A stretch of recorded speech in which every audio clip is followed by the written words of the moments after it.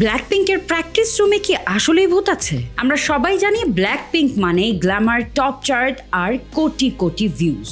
কিন্তু এই সাফল্যের আড়ালে কি লুকিয়ে আছে কোনো ভৌতিক রহস্য? কে পপ দুনিয়ায় একটা কথা প্রচলিত আছে, যদি কোনো শিল্পী তাদের প্র্যাকটিস রুমে ভূত দেখেন তবে তাদের পরবর্তী গান সুপারহিট হবে। ব্ল্যাকপিঙ্কের ক্ষেত্রেও কি তাই ঘটেছে?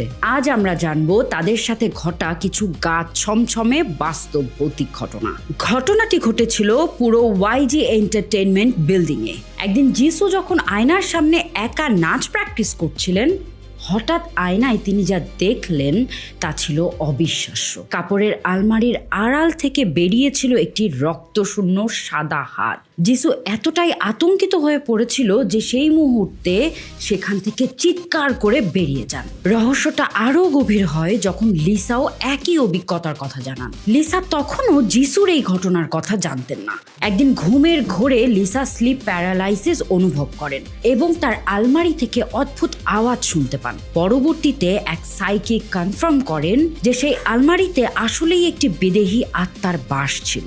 যিশু এবং লিসা দুজন আলাদাভাবে একই জায়গায় একই জিনিসের মুখোমুখি হওয়া কি কেবলই কাকতালীয়? তবে লিসার এই ভূতের সাথে সখ্যতা যেন কাটছেই না। তার নিজের বাড়িতেও তিনি কিছু প্যারানর্মাল ঘটনা লক্ষ্য করেছেন। লিসার মোশন সেন্সর ডাস্টবিনটি রুমে কেউ না থাকা সত্ত্বেও নিজে নিজেই কয়েক মিনিট পরপর খুলে যায়। লিসা অবশ্য বিষয়টিকে এখন আর ভয় পান না।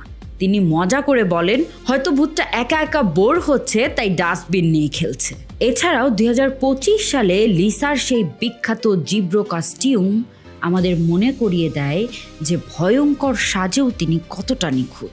কিন্তু আসল প্রশ্ন হলো, ওয়াইলজি বিল্ডিং এর সেই পুরনো ভূত কি এখনো প্র্যাকটিস রুমের কোনায়, নাকি এই প্যারানর্মাল ইনস্টিটিউটগুলোই তাদের বিশ্বজয়ের গোপন টোটকা? আপনারা কি বিশ্বাস করেন যে পুরনো দালানে কোনো অতৃপ্ত আত্মা থেকে যায়, নাকি এগুলি কেবলই মনের ভুল?